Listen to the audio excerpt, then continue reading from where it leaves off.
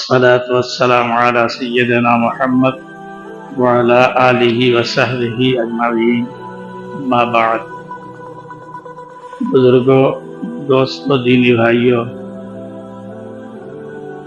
بات کئی جمعے پہلے سے آگے سے چلتی چلی آ رہی ہے۔ سورہ نحل کی اس آیت کی روشنی میں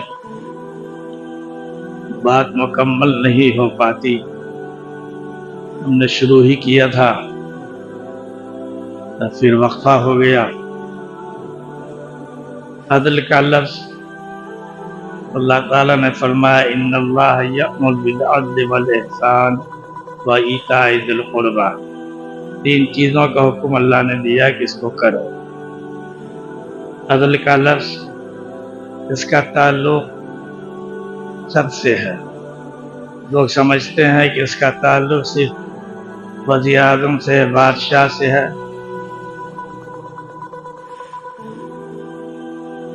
یا وزیر اعلیٰ سے ہے، یا کلکٹر سے ہے، ڈی او سے، بی ڈی او سے ہے، مکھیا جی سے ہے۔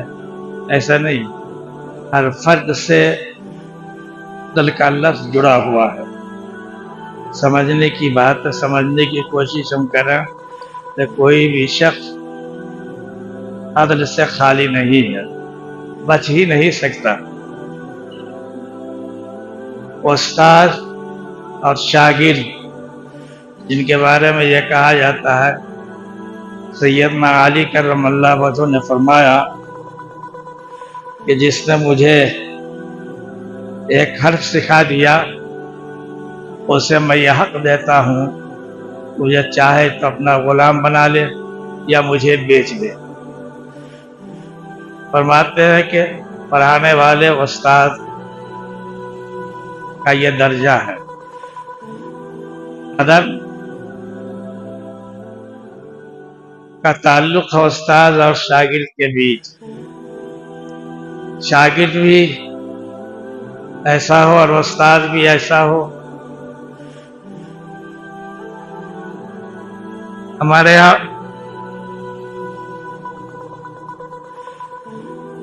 ایک بڑے بزرگ گزرے ہیں، بہت ہی مشہور حافظ تھے وہ، سینکڑوں نہیں ہزاروں لوگوں نے ان سے پڑھا اور کئی علاقے ان سے فیض یاب ہوئے۔ اس زمانے میں مدرسہ مکتب نہیں تھا، پڑھنے کے لیے لوگ تلاش کرتے تھے کہاں پڑھا جائے، کن سے پڑھا جائے، بہت مشکل سے استاد ملا کرتے تھے۔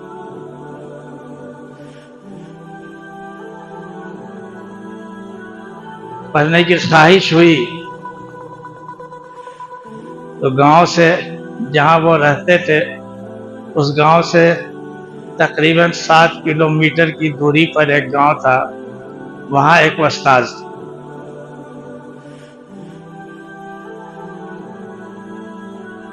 انہوں نے جا کے استاد سے کہا کہ حضور ہم آپ سے پڑھنا چاہتے ہیں۔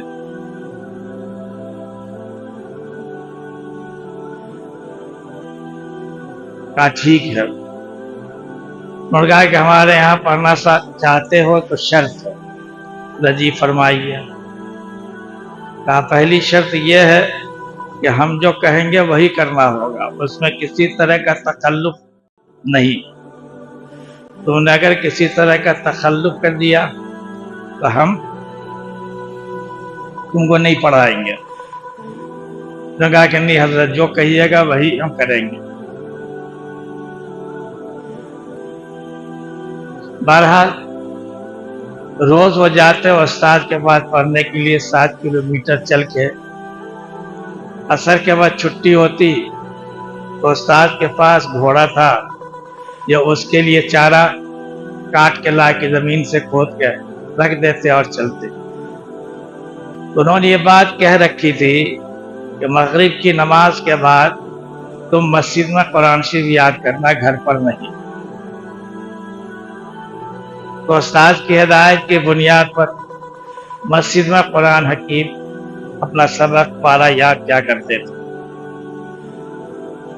کچھ دنوں کے بعد ایسا ہوا کہ جو گئے پڑھنے کے لیے، تو جب بیٹھے استاد کے سامنے سبق سنانے کے لیے، تو سامنے بیٹھے استاد نے رخ پھیر لیا۔ یہ اٹھ کے اس طرف آئے تو استاد پھر دوسری طرف رخ۔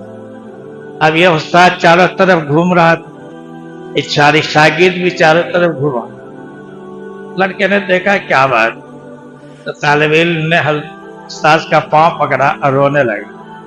کہا حضور آپ ناراض ہے مجھ سے کیا خطا سرزد ہوئی بتائیے، ہم اس کی اصلاح کریں گے۔ تو استاد نے کہا جب سے تم میرے یہاں پڑھنے آئے ہو، ہم نے تم سے کہا تھا کہ مغرب کے بعد مسجد میں بیٹھ کے پڑھنا، تم وہاں پڑھ رہے تھے لیکن رات تم نے مسجد میں پڑھا نہیں۔ کہ جی حضور مسجد ہی میں پڑھا۔ کہا نہیں تم جھوٹ بولتے ہو۔ کہا نہیں حضور جھوٹ نہیں بولتا۔ کہ ہم تو گئے تھے تم کو دیکھنے کے لیے، جب سے تم میرے پاس پڑھنے آئے ہو میں نے تم کو کہا کہ مغرب کے بعد مسجد میں پڑھا کرو۔ ہم روز تم کو جاتے ہیں دیکھنے کے لیے، کھڑکی سے دیکھ کے چلے آتے ہیں، رات ہم کہے جب تم نہیں پڑھ رہے تھے۔ کہا جی حضرت ہوا یہ کہ والدہ کی طبیعت خراب تھی، والدہ نے کہا کہ میرا سر دبا دو، میں والدہ کا سر دباتا رہا، عشاء کا وقت ہو گیا، عشاء کی نماز کے بعد میں نے سبق یاد کیا، مسجد ہی میں آپ کی ہدایت تھی تو مسجد ہی میں پڑھا میں نے۔ تب استاد نے کہا اچھا سبق سنا۔ یہ استاد شاگرد کا رشتہ تھا۔ حضرت تھانوی رحمۃ اللہ نے لکھا ہے شاگرد کی غلطی پہ استاد جو سزا دیتا ہے اس سزا میں عدل ہونا چاہیے۔ لوگوں نے پوچھا کہ عدل کیا؟ کہ جیسی غلطی ہو ویسے ہی سزا دے۔ لوگوں نے کہا حضرت کیسے ممکن ہے؟ فرمایا کہ سزا نہیں دے، تنبیہ کرے، اس لیے کہ سزا اگر ایک تھپڑ کی ہے اور آپ نے 2 تھپڑ لگا دیا تو کل کو خدا کی یہاں پکڑ ہوگی، ایک تھپڑ کا جواب آپ کو دینا ہوگا۔ طالب علم سے تو اللہ حکم نہیں دے گا کہ وہ آپ کو مارے، لیکن اللہ اس کا حساب لے گا۔ حضرت گنگوہی رحمت اللہ علیہ کے سے ایک بیعت دے گا، حافظ جی تھے گنگوہ میں پڑھایا کرتے تھے، محلے کے بچے اور گاؤں کے بچے آتے تھے پڑھتے تھے وہاں۔ یہ بات سن کر ان کو اتنی دہشت ہوئی، اتنا ڈر ہوا کہ کسی بچے کو کبھی تماشا لگا دیتے تو اس کو کہتے تم بھی مجھ کو تماشا لگاؤ، ہم نے 1 لگایا تم 2 لگا، ایسا نہ ہو کہ کل ہماری پکڑ ہو جائے۔ یہ عدل کی بات، استاد اور شاگرد کے بھی کیسا مقدس رشتہ ہوتا ہے اور پاکیزہ رشتہ ہوتا ہے، اس میں بھی عدل کرنے کو کہا گیا۔ صرف وزیر اعظم کا یا بادشاہ کا کام نہیں ہے انصاف کرنا، انصاف گھر میں کرنا ہوگا، گھر کے ذمہ دار کو۔ گھر میں جو کھانا نکالتی ہے اس کو عدل کرنا ہوگا کھانا کی نکالنے میں۔ ایسا نہ ہو کہ سب بچوں کو اچھا دے دیا، ملازم کو جو خراب دے دیا، نہیں، سب کو یکساں یک رنگ دو، یہ ہے عدل۔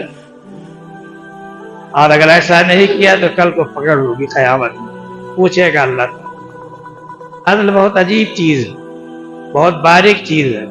اس لیے ایک دفعہ صحابہ تشریف رکھتے تھے تو سوال کیا گیا عدل کے بارے میں، تو بتایا گیا کہ صاحب عدل تو ایک باریک بال ہے اور اس پر چلنا ہے، بال بھی نہ ٹوٹے اور اس طرف سے اس طرف بھی جانا ہے، اگر ایسا کوئی کر لیتا ہے تو یہ ہے عدل۔ ایک نے کہا کہ عدل کا مطلب یہ ہے کہ شہر تک ایک بال پڑ گیا، اس بال کو اس طرح نکالے کہ بال ٹوٹے نہیں، تو یہ ہے عدل۔ بہت نازک چیز ہے عدل، عدل کا نبھانا اور عدل کا معاملہ کرنا بڑا کٹھن ہے، بہت دل گردے کی بات۔ تو صحابہ نے کیا ہے یہ، عام لوگوں کے بس کی بات نہیں ہے. وہی لوگ کرتے ہیں جو مضبوط ہوتے ہیں، اللہ سے رشتہ قائم کرنا چاہتے ہیں اور اللہ کا رشتہ مضبوط بنانا چاہتے ہیں. پھر اللہ حکم دیتا ہے ان اللہ یأمر بالعدل، عدل کا حکم دیتا ہے. ہر جگہ گاہک سے بھی عدل کیجیے. آپ کوئی جان پہچان کا خریدار آیا تو اس سے اچھی سے بات کیا، دوسرا آیا تو اس کا پیچھے کر دیا. نہیں، گاہک گاہک ہے، چاہے اپنا ہو چاہے پرایا ہو. مالک دکان کو گاہک سے کیسی بات کرنی چاہیے سب سے کرے، کسی کو ٹرخائے نہیں. یہ عدل نہیں ہو. عدل اپنے ساتھ بھی کرنا چاہیے. اپنے آپ کو دیکھے کہ ہم اللہ کے بندے ہیں، اللہ کا حکم کیا ہے. کل کو قیامت میں سوال ہوگا تو کوئی ایسا نہیں کہ ہم پکڑ میں آ جائے. اس لیے اپنے اوپر بھی غور کرو اور اپنے ساتھ بھی عدل کرو. ایسی زندگی مت گزارو جو گائے بیل کی زندگی. ایسی زندگی گزارو جو ایک امت کی زندگی ہوتی ہے، جو اللہ کے بندوں کی زندگی ہوتی ہے. اللہ کا بندہ وہ ہے جو اللہ کا فرما بردار ہے. جو اللہ کا بندہ ہو کر اللہ کو نہیں مانتا، اللہ کے حکموں پر نہیں چلتا، وہ اللہ کا باغی ہے. اب باغی کی سزا موت ہے. ہمارے ملک کا کوئی باغی ہو جائے تو اس کی سزا موت ہے. بغاوت کوئی بھی حکومت قبول نہیں کرتی. بغاوت سے انتشار پھیلتا ہے، ملک میں بدامنی آتی ہے. یہ اللہ کی بنائی ہوئی کائنات ہے اور اللہ کا پیدا کردہ یہ انسان اگر اللہ کو نہ مانے تو یہ بغاوت ہے. یہ تو باغی کو تو چھوڑ دیجئے. جو لوگ باغی نہیں ہیں، مسلمان ہیں، وہ بھی اللہ کی بات نہیں مانے، ان کے لیے خطرہ ہے اور بہت ہی خطرناک خطرہ. اس لیے عدل کو اپنی زندگی میں لانے کی کوشش کیجیے. دوسرا لفظ ہے احسان. احسان عام طور پر ہم لوگ بولتے ہیں اور ہمارے معاشرے میں رواج بھی ہے اس کا. کسی پر احسان کرنا تو لوگ کہتے ہیں فلانے نے ہم پر احسان کیا. لیکن صحیح بات یہ ہے کہ احسان کا مطلب یہ نہیں ہوتا ہے. احسان کا مطلب یہاں اخلاص ہے، اللہ کے واسطے کام کرنا. کسی کو سلام بھی کرے تو اللہ کے واسطے، کسی کو کچھ دے تو اللہ کے واسطے. کسی نے قرض مانگا اور قرض دیا آپ نے 1 مہینہ کے لیے، 2 مہینہ، 1 سال، 6 مہینہ کے لیے، وہ پیسہ چونکہ آپ کو واپس مل جائے گا. یہ قرض ہے لیکن اللہ کے لیے دیجیے. اس کا نام اخلاص ہے، اسی کا نام احسان ہے. حضرت علامہ کشمیری رحمت اللہ علیہ ہندوستان کے نہیں برصغیر بلکہ دنیا کے بڑے مشہور عالم دین گزرے. دارالعلوم دیوبند کے شیخ الحدیث سے بڑے بڑے لوگ ان کے شاگرد ہوئے. ان کے شاگردوں کا نام ہے مفتی محمد شفیع صاحب، مفتی اعظم پاکستان، قاری محمد طیب صاحب، علامہ شبیر احمد عثمانی صاحب. بڑے بڑے لوگ ہوئے. جیسے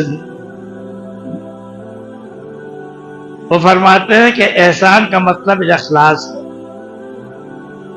اور یہاں جو لفظ یا قرآن میں جہاں بھی احسان کا لفظ استعمال کیا گیا، محسنین، واللہ یحب المحسنین، کیا مطلب؟ اللہ اخلاص والوں کو پسند کرتا ہے. جہاں جہاں بھی پورے قرآن میں احسان کا لفظ آیا. حضور پاک صلی اللہ علیہ وسلم کی خدمت میں کہتے جبرائیل امی آئے. حضرت عمر رضی اللہ تعالیٰ عنہ اس حدیث کے راوی ہیں. فرماتے ہیں کہ ہم لوگ بیٹھے تھے، اللہ کے رسول صلی اللہ علیہ وسلم بھی تشریف فرما تھے. ہم لوگ صحابہ حضرت کی خدمت میں تھے. اللہ کے رسول بیچ میں تھے، ہم لوگ گھیرے ہوئے تھے، جیسے کہ چاند کے چاروں طرف ہالا ہوتا ہے. آپ صلی اللہ علیہ وسلم چاند کی طرح تھے، ہم لوگ ہالے کی طرح تھے. اچانک دیکھا ایک آدمی آیا، اتنا خوبصورت چہرے کی منور اس کا داڑھی گھنی اور کالی، سفید کرتا सफेद लिबास, एकदम इस्त्री किया हुआ। हज़रत उमर रज़ियल्लाहु ताला ने फरमाते हैं कि ऐसा कपड़ा लगता था कि अभी पहना और बैठा है, कहीं से धूल और कहीं से शकन का निशान नहीं। हम तहज्जुद में पड़े कि ऐसा इंसान लगता है कि अभी उतरा है ये, और हम में से कोई पहचानता भी नहीं। ऐसा अजनबी है कि हम में से कोई इससे मुतारिफ नहीं। और फिर उसने ये किया, सलाम करता हुआ सबके आगे बढ़ा, और आप सल्लल्लाहु अलैहि वसल्लम तशरीफ फरमाते, बिल्कुल आप सल्लल्लाहु अलैहि वसल्लम के करीब जा करके आपके घुटने से घुटना मिलाकर घुट बैठ गया। दो जानू आप भी बैठे थे, यह आदमी जो आया ये भी दो जानू बैठा और अपना घुटना आप सल्लल्लाहु अलैहि वसल्लम के घुटने से मिलाया, और अपना हाथ अपने दोनों रान पे रखा, और हुज़ूर पाक सल्लल्लाहु अलैहि वसल्लम से चंद सवालात किया। चंद सवालात में से एक सवाल था, अमल एहसान, ऐ अल्लाह के रसूल, एहसान किसको कहते हैं? आप सल्लल्लाहु अलैहि वसल्लम ने फरमाया, अन तअबुदल्लाह कअन्नका तराहु फ़इन लम तकुन तराहु फ़इन्नहु यराक। तुम अल्लाह की इबादत इस तरह करो, नमाज इस तरह पढ़ो, तिलावत इस तरह करो, जिक्र इस तरह करो कि तुम ये समझो कि अल्लाह को तुम देख रहे हो। अगर ये कैफियत पैदा नहीं होती है कि तुम अल्लाह को देख नहीं पा रहे हो, तो इस का यकीन करो, ये तसव्वुर करो कि अल्लाह हमको देख रहा है। फरमाया कि एहसान ये है कि आदमी जब बैठे तिलावत के लिए, जिक्र के लिए, नमाज में खड़ा हो, तो ये तसव्वुर करे कि साहब अल्लाह हमको देख रहा है, हमारी हरकतों को देख रहा है, हमारे पढ़ने को सुन रहा है। हम उठ रहे हैं, बैठ रहे हैं, अल्लाह इसको देख रहा है। मेरी निगाह इधर सुधर न हो जाए, मेरा ध्यान इधर सुधर न हो जाए। अल्लाह हमारे ध्यान को भी जानता है, दिलों की बात अल्लाह जानता है। ध्यान का ताल्लुक दिल और दिमाग दोनों से है। क्या फरमाया कि एहसान ये है कि अल्लाह को हाजिर और नाजिर जानकर पढ़े। अल्लाह वाले अल्लाह को देख कर नमाज पढ़ा करते हैं, भूल जाते हैं हम लोग। हज़रत इब्राहिम अदहम रहमतुल्लाह अलैह मक्का मुअज़्ज़मा में थे, हुकूमत छोड़कर चले गए थे। मक्का मुअज़्ज़मा में क़याम था हज़रत का। हज़रत इब्राहिम अदहम रहमतुल्लाह अलैह खाने काबा के सामने मकाम इब्राहिम और खाने काबा के बीच में तशरीफ फरमा थे। आज का खाने काबा नहीं और आज का मसाफ नहीं, संगरेजा था उस जमाने, पत्थर था। ये आज की बात तो बहुत खूबसूरत था। अब लोग थकते कहाँ हैं, अब तो हज बहुत आराम हो गया। उस जमाने में हज आराम नहीं था, जूता पहन कर लोग करते थे तवाफ, उसके लिए अलग जूता होता था। वो जूता बाहर नहीं पहना जाता था, तवाफ के लिए जाते वो जूता निकाल के पहन लेते, उसी जूते में तवाफ होता था, नहीं तो पाँव लहू लहान हो जाता था। अब तो ऐसा पत्थर लगाया है सऊदी हुकूमत ने कि पत्थर धूप में गर्म भी नहीं होता। आप जितना चाहिए तवाफ करते रहिए, परेशानी में।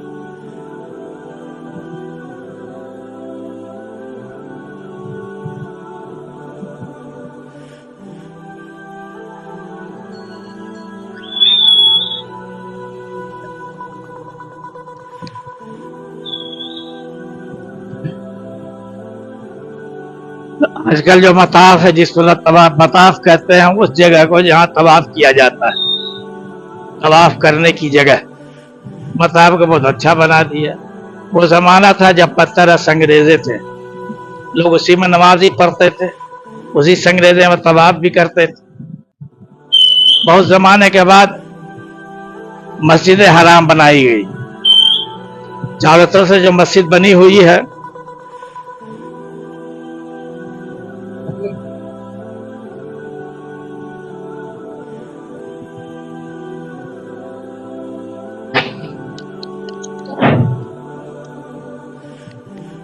کیا ہوا جی؟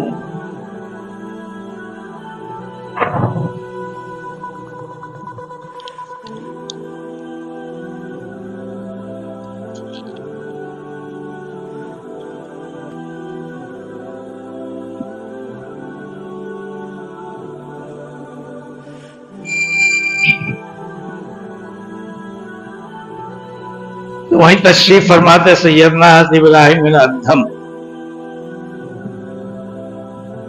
چلو بیٹھو۔ اور حضرت کے خدام بھی تھے۔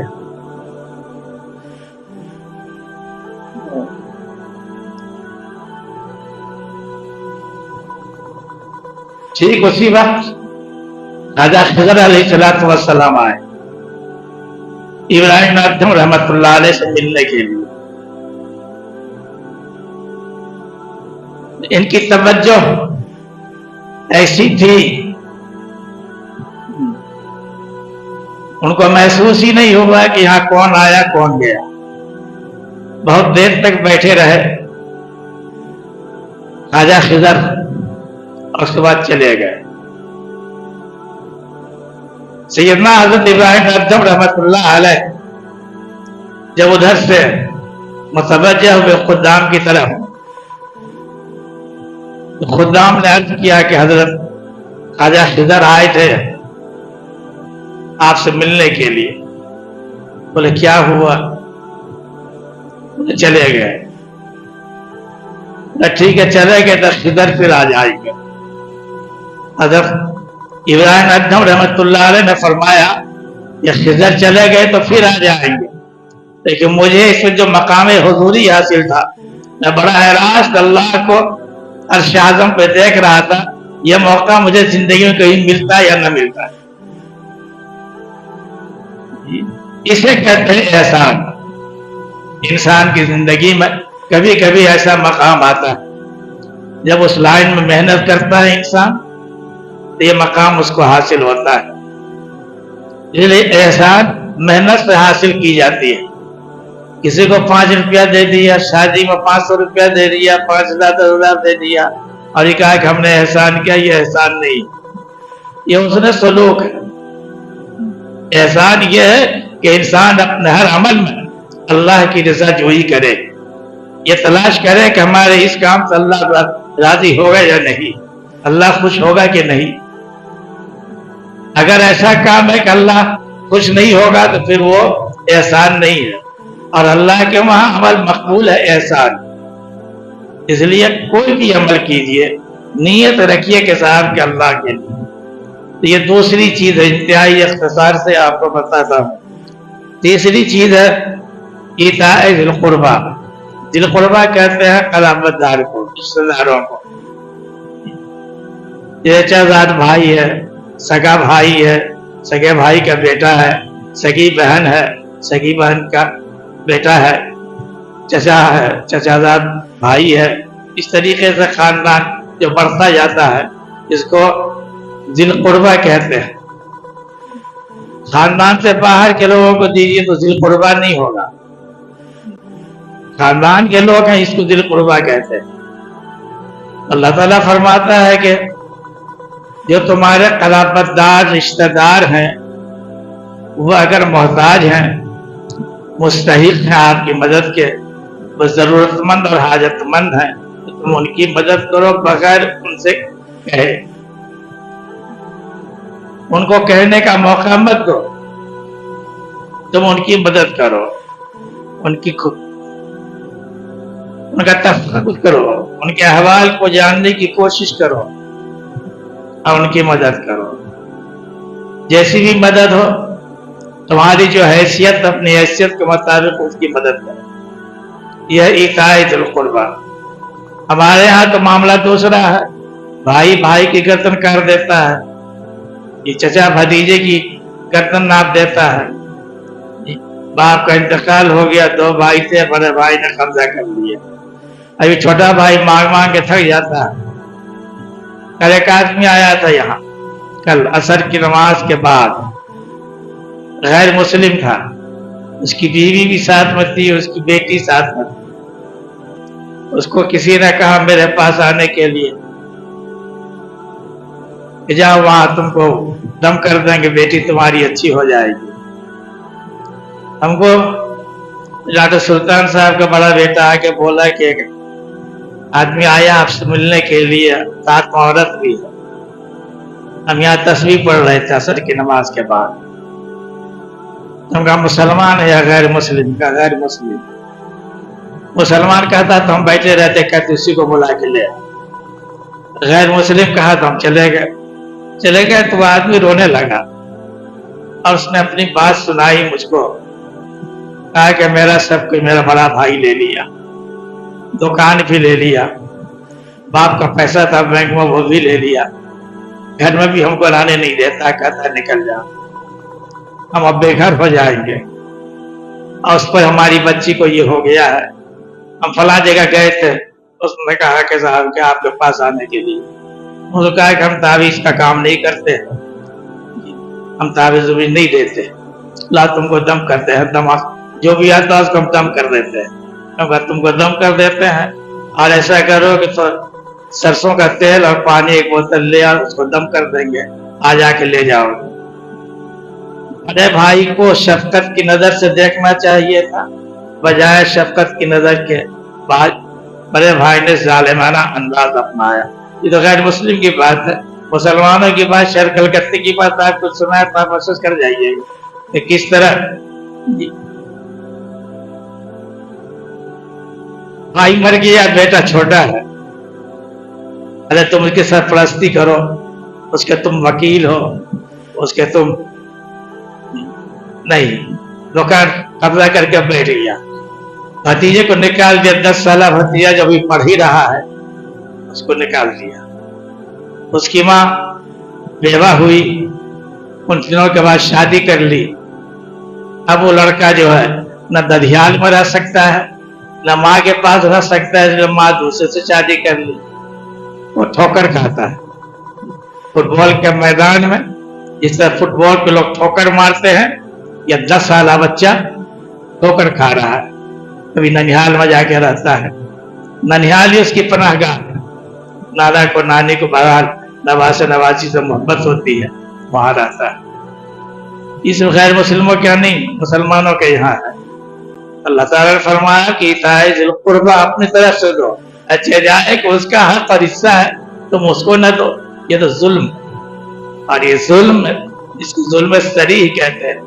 किसी का हक मार लेना, उसका बाप मरा है, दुकान में उसके बाप का हिस्सा है, जितना तुम्हारा हिस्सा बनेगा उतना उसका हिस्सा बनेगा। इसलिए को छोड़ा बड़ा होता अगर वो तो सीना पे चढ़ जाता, चढ़ेगा, जब बड़ा होगा तो चढ़ेगा, छोड़ेगा नहीं। अल्लाह कहता वही ताइद कुर्बा, अपने रिश्तेदारों को अगर वो हाजतमंद है, और हाजत किसको नहीं हुआ करती। हाजत पैसे वाले लोग समझते हैं कि हमको हाजत नहीं होगी, पैसे वालों को सबसे ज्यादा हाजत हुआ करती है, सबसे ज्यादा। अब गौर करके देखिए ना, पैसे वाले को उसको अपना प्रोटोकॉल देखना पड़ता है, उसको निभाना पड़ता है। और जिसके पास पैसा नहीं है वो तो खाया, मिला न मिला, फुटपाथ पे सो गया। पैसा वाला फुटपाथ पे नहीं सो सकता, पैसा वाला ऐसे इधर उधर से खा नहीं सकता, उसको उसी के अंदाज से खाना चाहिए, उसके अंदाज की जगह चाहिए, उसके अंदाज का बिस्तरा चाहिए, समझा। इसलिए पैसे वाले ज्यादा मोहताज हुआ करते हैं। पाकिस्तान का एक आदमी जो बड़ा सरमायादार था, इतना सरमायादार کہ کئی درجن ملازمین ان کے پاس تھے. وہ کہیں سفر میں گیا, ندی کے کنارے چل رہا تھا, گر گیا. بہت کوشش کیا تیر کے نکلنے کا, نہیں نکلا, مر گیا. بہتا ہوا گیا, مسلمان کی ایک بستی تھی, ان لوگوں نے پکڑا. ان لوگوں نے غربا کی بستی تھی, کسی کے پاس اتنا پیسہ نہیں تھا کہ کفن خرید لیتا. سب نے چندہ کیا, چندہ کر کے کفن کا نظم کیا. جو اپنے گھر پہ ارب پتی تھا اس کو کفن چندہ کر. کس کی حالت کیسی ہو جاتی ہے, کب ہو جاتی ہے, کہا نہیں جا سکتا. یہ تو واقعہ ہے پاکستان کا. بڑا پیسہ والا ارب پتی آدمی, کفن اس کو چندے کا نصیب ہوا. اس لیے کہا اللہ تعالیٰ نے فرمایا کہ ایتاء ذی القربی, اپنے رشتہ داروں کی خبر گیری کرو, پوچھو. جب تبلیغ والے کے یہاں ایک اصول ہے تفقد احوال. کسی ساتھی کو اگر چلہ کے لیے تشکیل کیا تو ان کے یہاں اصول ہے کہ ان کے بارے میں معلومات کریں گے کہ ان کے گھر میں کتنے لوگ ہیں, کھانے پینے کا کیا نظم ہے, 40 دنوں کے لیے جائیں گے تو اگر کاروبار ہے تو دوسرا کون بیٹھے گا. اگر کوئی ایسا نہیں ہے تو پھر وہ لوگ ان کو چھوڑ دیتے ہیں کہ نہیں.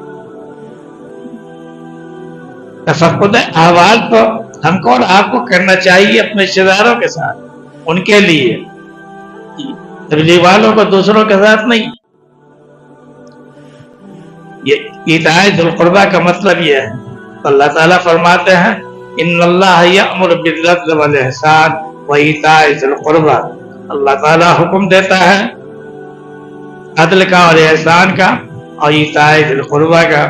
اللہ تعالیٰ ہم لوگوں کو ان تینوں باتوں پر عمل کرنے کی توفیق عنایت فرمائے. مدرسے سے مولانا لوگ آئے ہیں, اچھا مدرسہ ہے, تعلیم اچھی ہوتی ہے. ہمارے محلے کے کئی بچے پڑھتے ہیں مدرسے میں, سنتوش پور میں. آپ حضرات سے جو بن پڑے مدرسے کا تعاون کر دیجیے. اللہ تعالیٰ آپ کے دیے ہوئے پیسے کو قبول فرما لے. وآخر دعوانا ان الحمد للہ رب العالمین.